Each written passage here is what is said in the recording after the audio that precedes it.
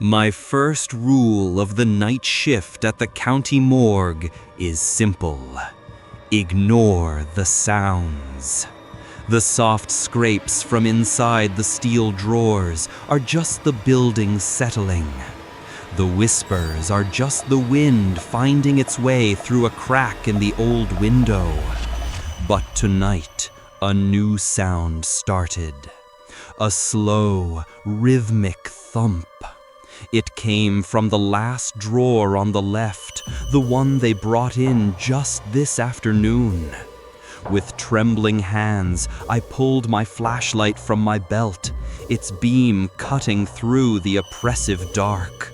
I crept closer, the thumping growing louder, vibrating through the concrete floor.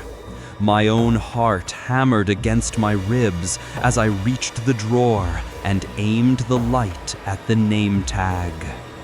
That's when I realized the thumping wasn't coming from inside the drawer.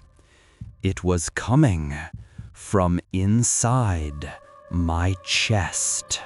Subscribe for more terrifying shorts.